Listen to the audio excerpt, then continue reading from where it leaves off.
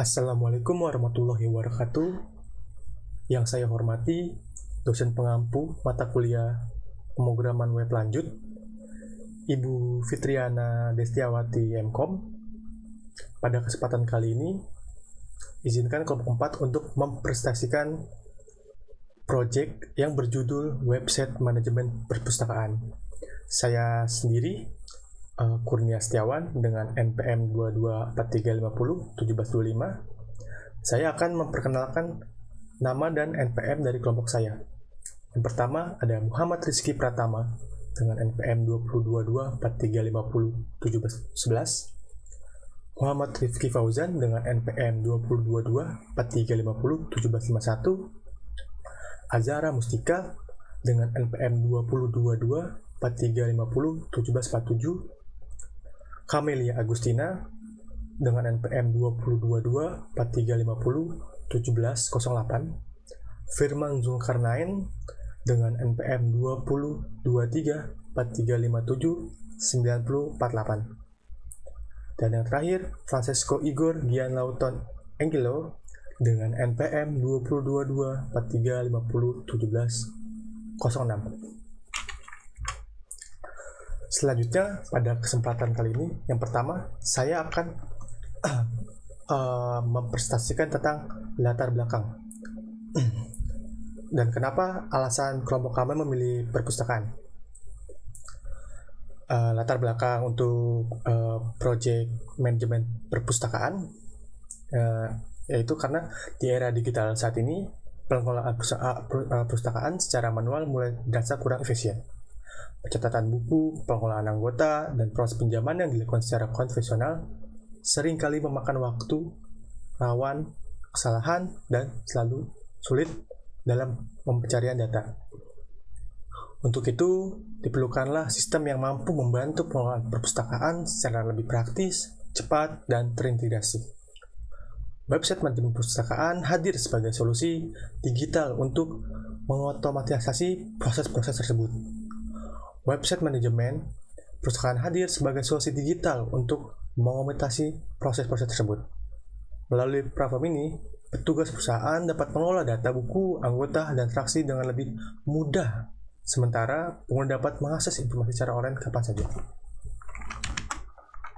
Dan kelompok kami memilih perpustakaan juga karena sesuai dengan mata kuliah yang modul atau materi mata kuliah yang sedang berjalan, yang dari pertemuan pertama hingga pertemuan 15 ini. Selanjutnya kita akan melaksanakan demo aplikasi dan penjelasan source code.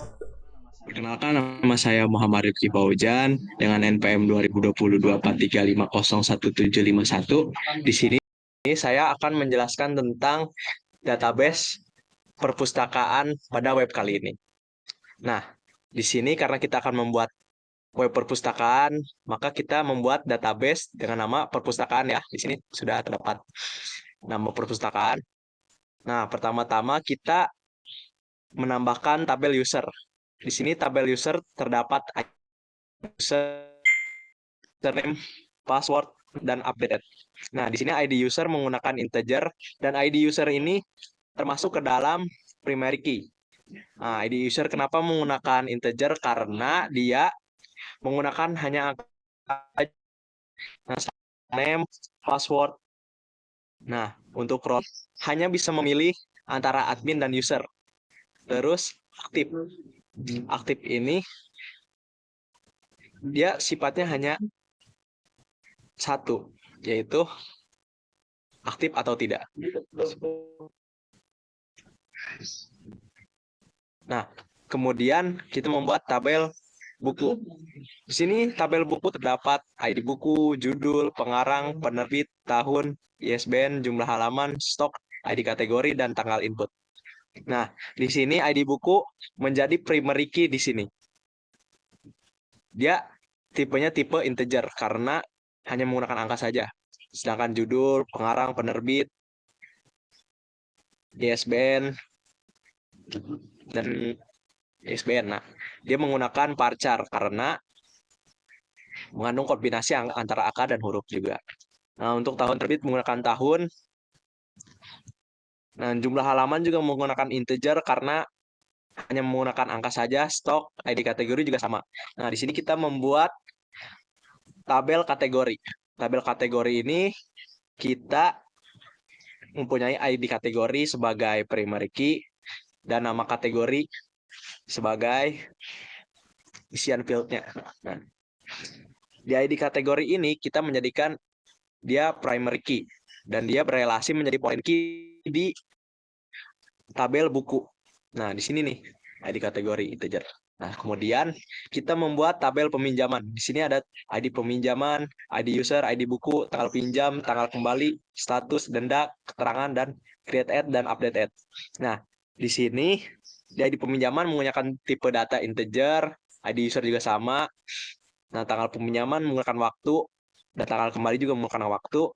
Nah, status juga sama seperti role, hanya bisa memilih antara menunggu, ditolak, dipinjam, dikembalikan, terlambat, dan proses kembali. Di denda kita menggunakan desimal karena terdapat di angka-angka ini terdapat di angka-angka ini terdapat komanya. Nah, kemudian keterangan menggunakan tipe teks, create add menggunakan timestamp, dan update add juga menggunakan timestamp. Nah, di sini terdapat foreign key di tabel ID buku. Nah, ID buku di sini menjadi foreign key dan juga user juga menjadi foreign key di sini. Nah, sudah cukup penjelasan database dari saya. Perkenalkan, nama saya Azhara Mustika dengan NPM 202243501747 akan menjelaskan tentang login dan juga registrasi web sistem perpustakaan. Ini adalah tampilan form login yang akan digunakan pengguna untuk masuk ke sistem. Kita memiliki dua input, yaitu username dan password, serta tombol login. Form login ini dibuat dengan HTML dan menggunakan Bootstrap untuk styling. Form ini akan mengirim data ke proses login PHP menggunakan metode POST. Berikut adalah file PHP yang menangani proses login. Pertama, kita periksa apakah metode request adalah POST, lalu ambil data dari form. Setelah itu, kita lakukan validasi. Jika salah satu kosong, kita arahkan kembali ke halaman login dengan pesan error. Selanjutnya, kita ambil data user dari database berdasarkan username yang dimasukkan. Jika user ditemukan dan password cocok dengan yang ada di database, maka kita simpan informasi user ke session. Jika username tidak ditemukan atau password salah, kita beri pesan error dan kembalikan ke halaman login. Dan itu dia, sekarang kamu sudah tahu bagaimana sistem login sederhana bekerja di PHP.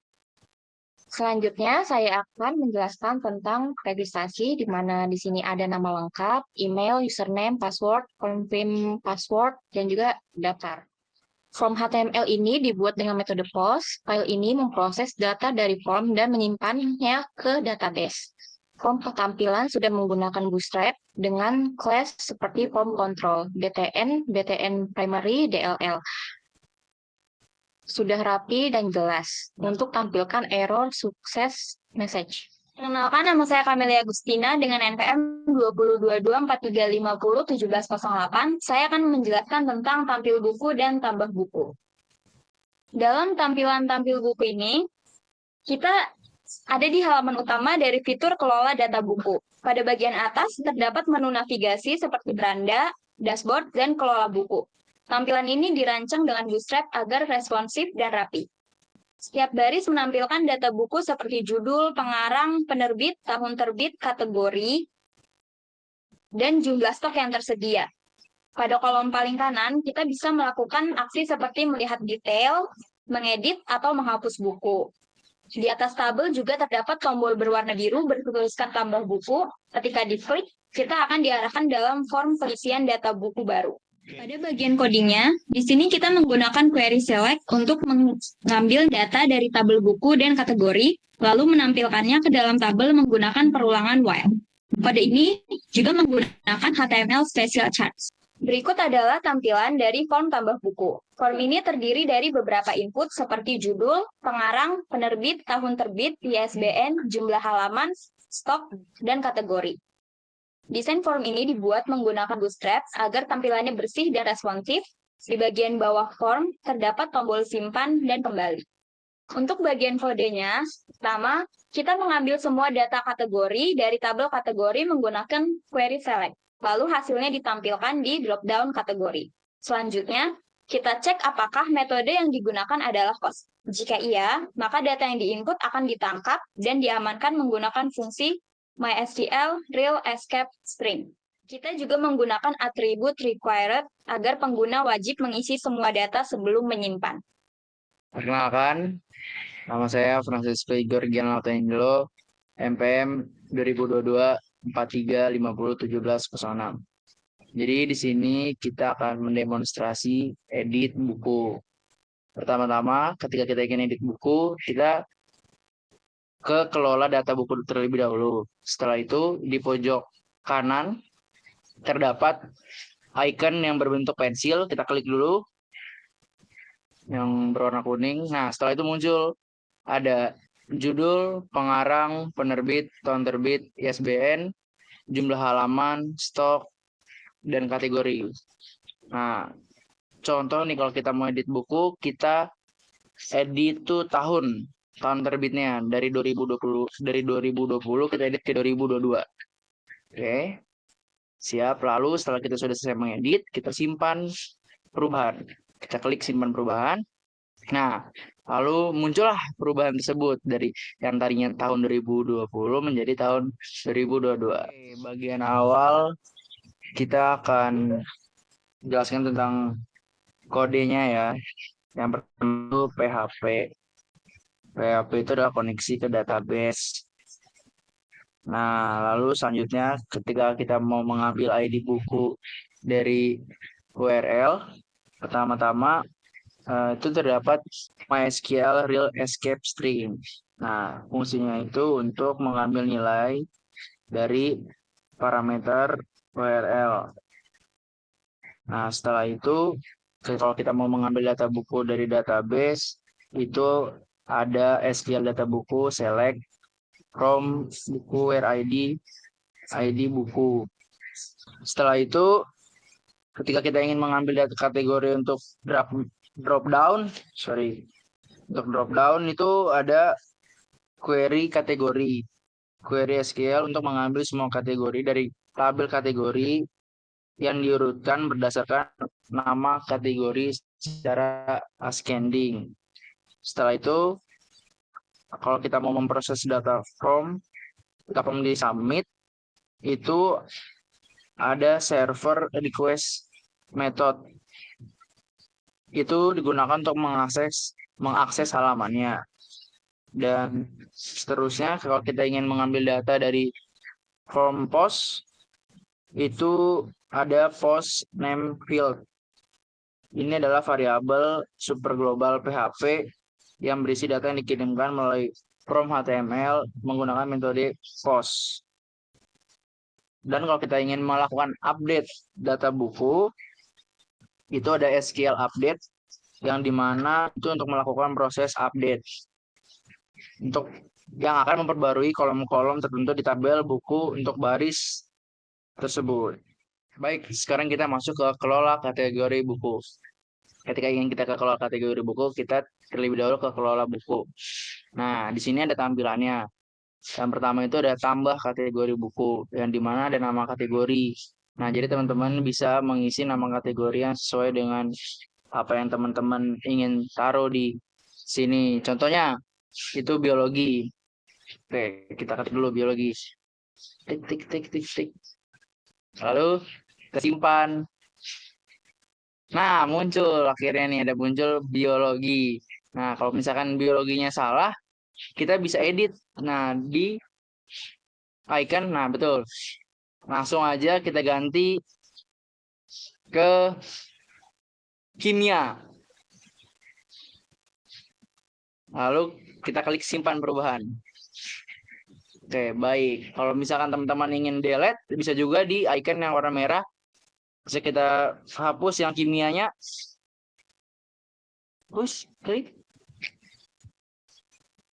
Oke, kategori berhasil dihapus. Baik.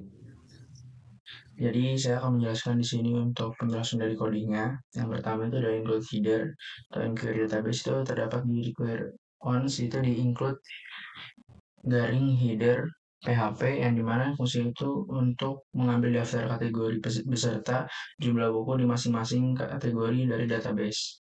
Nah, yang kedua itu ada tampilan notifikasi. Itu terdapat di codingan if empty session notification yang dimana fungsinya itu untuk menampilkan pesan notifikasi, misalkan saat berhasil menambah atau menghapus kategori. Yang kedua itu ada, yang ketiga sorry, ada from tambah kategori yang codingannya itu adalah from action proses kategori PHP yang dimana untuk menambahkan kategori baru ke database. Nah, yang keempat itu adalah tabel daftar kategori. Itu codingan itu tabel class, table, strip table, hover, di mana untuk menambahkan nama kategori, jumlah buku, dan tombol aksi. Itu untuk edit dan hapus. Dan yang kelima itu ada edit kategori. Itu codingan ada div class, modal frame, ID, sama dengan edit modal. Itu yang berfungsi untuk mengedit nama kategori. Dan yang terakhir ada include footer, yang dimana codingan itu adalah require once include footer PHP. Di sini adalah untuk menutup file dengan memasukkan bagian footer. Perkenalkan, nama saya Kurnia Setiawan dengan NPM 2022-4350. Kali ini saya melanjutkan demo dari teman saya sebelumnya, Pak Igor. Kita akan membahas tentang Cloud-User. Ini adalah tampilan Cloud-User yang terdiri dari ID, username, nama lengkap, email, role, user, terdaftar, dan aksi. Nah, untuk aksi kita bisa mengedit dengan mencentang bergambar tulisan, diklik. Nah, itu kita bisa mengganti seperti username, nama lengkap, email, paspor user. Nah, contoh biasa, user biasa kita bisa ganti dengan nama, misalkan Kurnia. Dan dengan nama Kurnia. Nah, lalu kita simpan perubahan. Lalu data berhasil diperbarui. Dan untuk aksi juga terdapat delete ya, untuk menghapus ya, tinggal kita klik. Nah, lalu data dapat terhapus. Oke. Dan di dalam Cloud-User ini juga ada bisa tambah user baru. Itu yang pertama, tinggal diklik tambah user. Kita bisa mengganti username, nama lengkap, email, paspor, konfirmasi paspor, role. Kita bisa tambah user itu. Wah. Nah, semisal kita ganti ini nama lengkap sama nama lengkap. Coba kita ganti namanya dengan Kurnia. Oke, emailnya misalkan kurnia.com boleh. Pasportnya 123. Ya, oke. Paspor, itu bagian yang paspor ya. Nah, kita tinggal konfirmasi paspor lagi. Oke, selanjutnya tinggal simpan. Oke. Selanjutnya kita menampilkan kode dari tampilan user. Itu yang pertama ada index.php. Nah, untuk query-nya seperti biasa kita memakai SQL ya, di mana kita dengan select from user order by ID user itu mengambil dari database user ID, untuk bisa ke bawah. Untuk di bawahnya ini kita memakai PHP dan HTML yang dimana ini HTML seperti biasa yang sudah diajarkan oleh dosen. Nah, paling bawah juga kita memanggil MySQL number row, yaitu untuk kita mendapatkan HTML chart, username, nama lengkap, dan email. Bawah lagi. Nah, ini adalah contoh PHP atau kode dari tampilan index. Selanjutnya kita akan ke edit PHP ya. Nah, untuk edit PHP kita memakai iset. Ya, isetnya kita pakai get dengan variabel ID. Nah, kita memanggil MySQL ID user, kita memanggil MySQL karena kita memakai MySQL ya dengan real escape string. Dan untuk database seperti tadi kita memanggil select titik from user itu untuk database. Dan untuk notification ketika kita memanggil dan tidak menemukan user itu terdapat pesan user tidak ditemukan itu kita memakai session. Oke. Untuk yang bawahnya server kita memakai request method ya, metode itu post untuk memanggil nama lengkap, email, role, aktif, dan paspor. Oke. Dan untuk nama lengkap email sama seperti yang tadi. Selanjutnya kita mengambil kode hapus titik PHP. Nah, untuk ini tampilan hapus ya, untuk menghapus semisal kita sudah saya menambahkan role, kita bisa menghapusnya.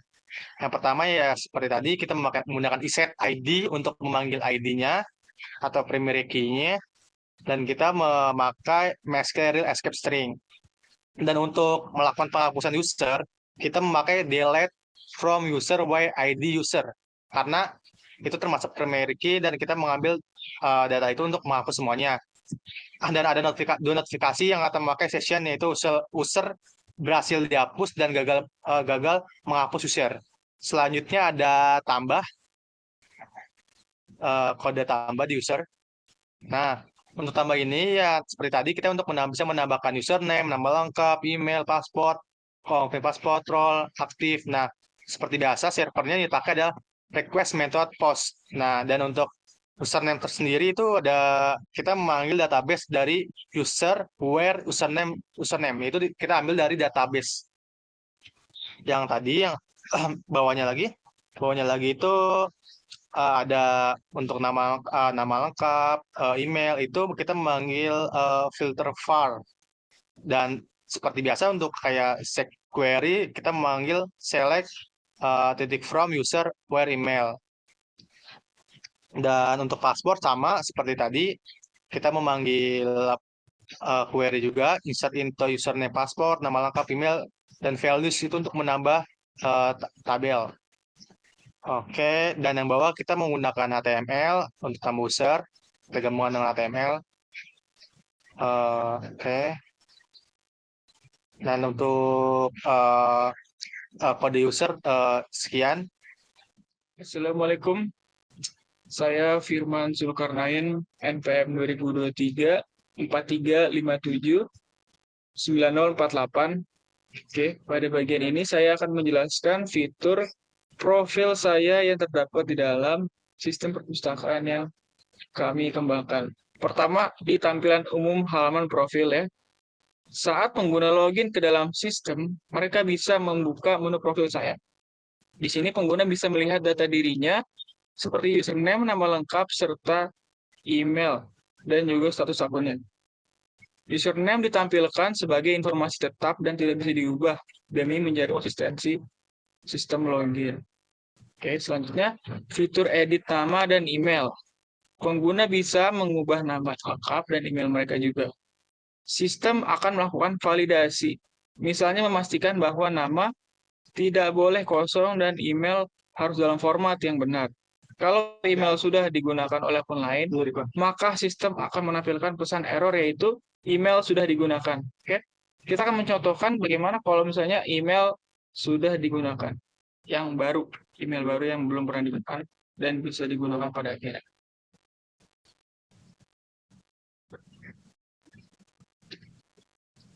Oke, nah ini artinya sudah bisa ya diganti emailnya ya. Oke, lanjut yang selanjutnya ada fitur ganti password ya. Di bagian bawah tersedia fitur ganti password. Ini bersifat operasional. Jika pengguna tidak ingin mengganti password, kolomnya bisa digunakan. Namun jika ingin mengganti password, pengguna wajib mengisi password saat ini untuk verifikasi, password baru, 5 karakter, dan juga konfirmasi password yang harus cocok dengan password lainnya. Kalau password ini salah atau password baru tidak sesuai, maka sistem akan menampilkan pesan kesalahan. Oke, kita akan lihat bagaimana kalau misalnya sistem menampilkan pesan kesalahan. Oh, tuh. karena tidak cocok ya password atas password baru dan konfirmasi password baru tidak cocok, maka terjadi salah seperti ini. Oke, yang selanjutnya adalah proses update. Jika semua data sudah valid, maka sistem akan menyimpan perubahan ke dalam database. Data nama dan email akan langsung diperbarui, dan jika ada password baru, sistem akan mengenkripsikannya terlebih dahulu sebelum disimpan. Setelah berhasil, pengguna akan mendapatkan notifikasi bahwa profil berhasil diperbarui. Kita akan melihat ya.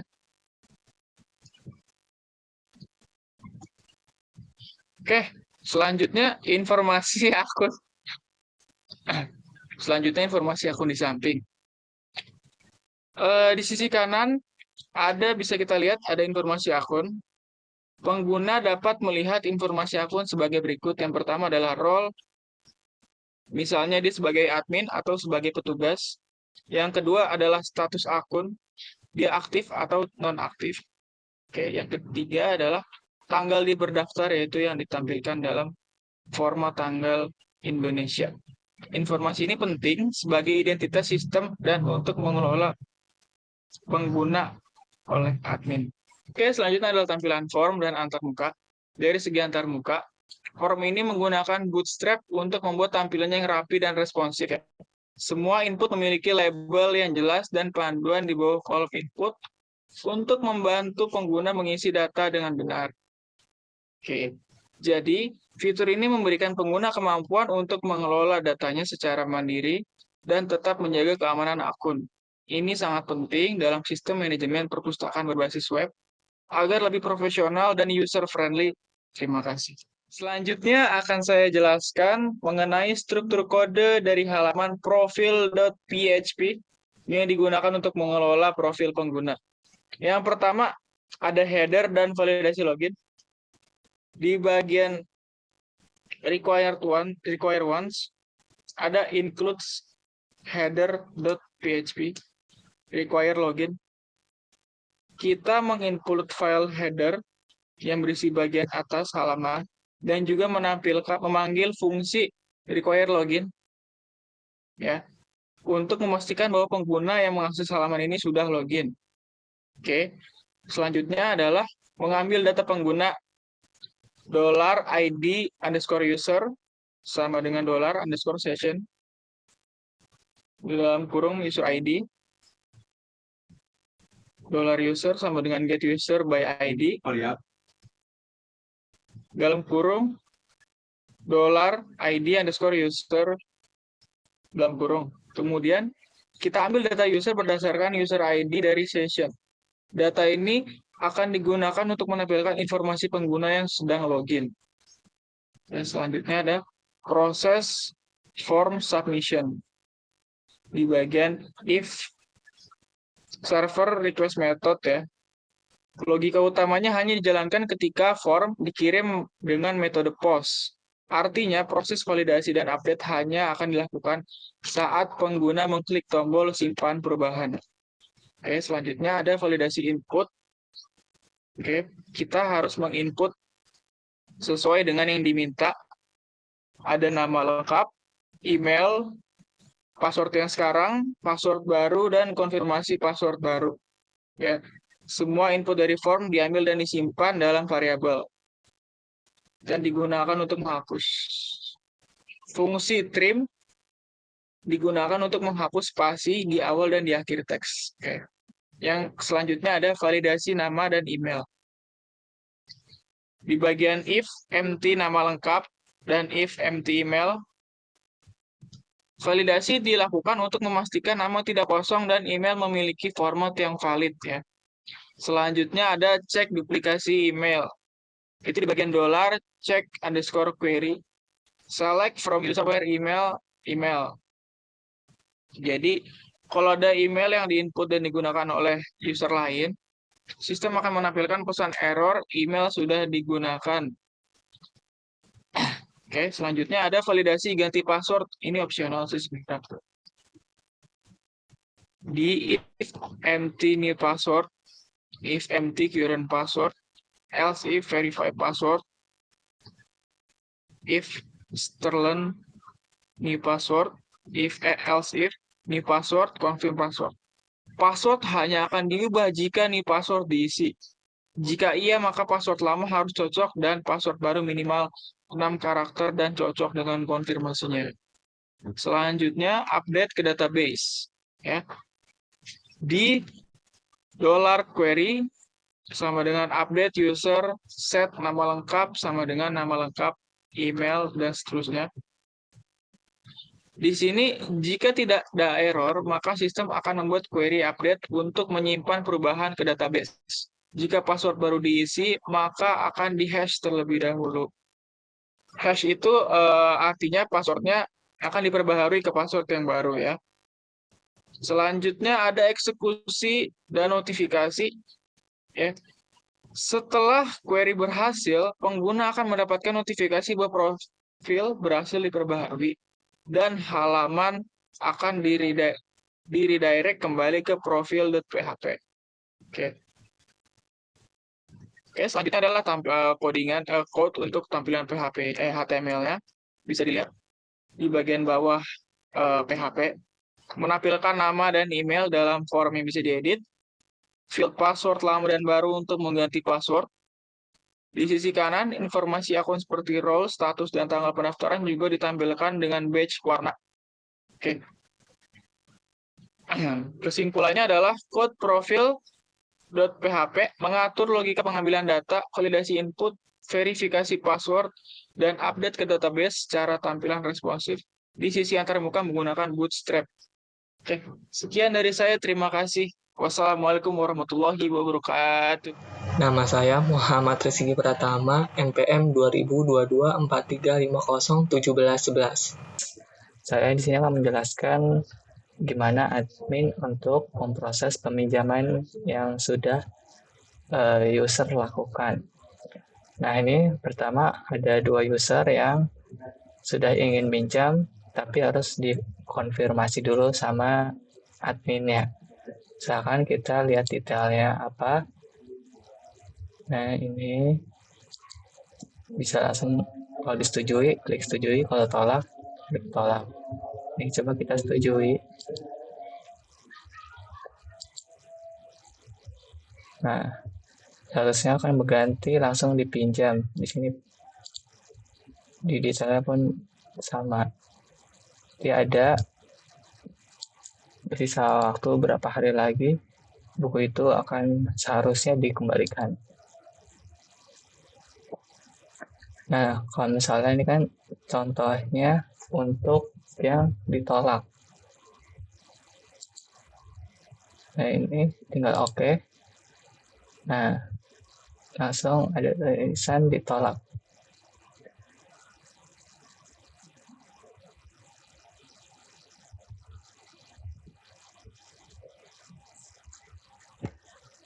Aduh. Oke.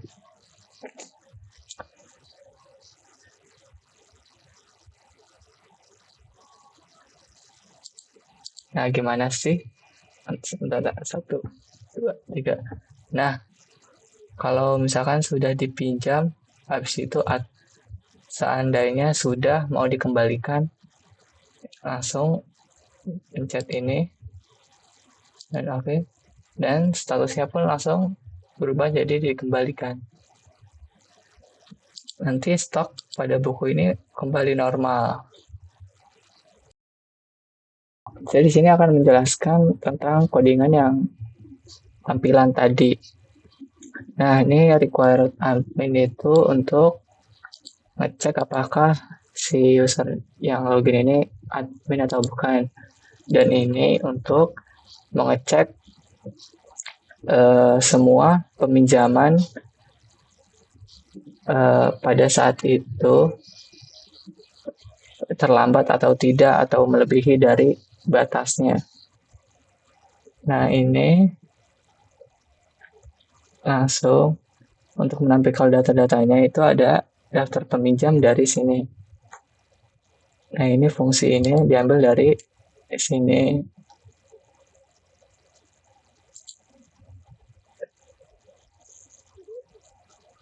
Nah, ini yang pertama ada tabelnya. Tabelnya ada ID, nama peminjam, judul, tanggal pinjam, tanggal kembali, status, denda, dan aksi. Nah, itu langsung ditampilkan aja nih. Sama ini database, ID peminjam, nama pelengkap, judul, tanggal pinjam, tanggal kembali.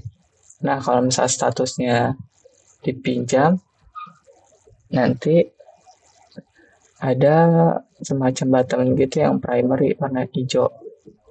Nah, ini dipinjam. Kalau misalnya terlambat, tulisannya terlambat. Kalau menunggu, nanti menunggu persetujuan. Nah, itu. Untuk yang kolom terlambat, nanti dicek di ininya. Database-nya terlambat apa enggak. Kalau terlambat, hitung dendanya. Hitung denda dari tanggal pengembaliannya. Nah, ini number format itu angkanya diubah jadi format rupiah. Untuk aksinya ini ada detail,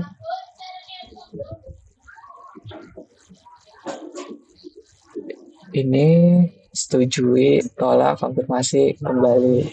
Nah, ini misalkan contoh untuk codingan setujui ini seperti ini. Nanti ke proses admin ke file ini nanti dengan get-nya approve, action get-nya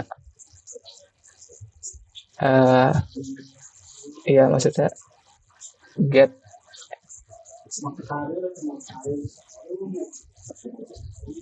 action-nya itu approve. Nah, itu parameter ya. Parameternya itu ada action. Nah, itu isinya approve. Terus ada parameter lagi ID. Nanti ID-nya dikirim. Nah, ini codingan untuk proses adminnya tadi, untuk ngekliknya tadi. Ini get detail itulah ambil data peminjaman sesuai ID ini, nanti keluar. Kalau misalnya ID-nya nggak ada, ternyata salah, habis itu langsung nyimpen session notifikasi, seperti notifikasi itu data peminjam tidak ditemukan. Langsung ke admin.php yang tadi ada tabel lagi, langsung redirect ke situ. Nah, ini ada nggak keterangan? Kalau ada, nanti dimasukin ke keterangan. Nah, ini misalkan tadi actionnya approve, nanti dia masuk ke sini. Ada lagi actionnya reject, nanti dia masuk ke sini. Kalau masuknya approve, statusnya kan tadi menunggu, habis itu langsung tidak valid. Kalau tidak sama dengan menunggu, misalkan yang lain selain dari menunggu, berarti itu tidak valid.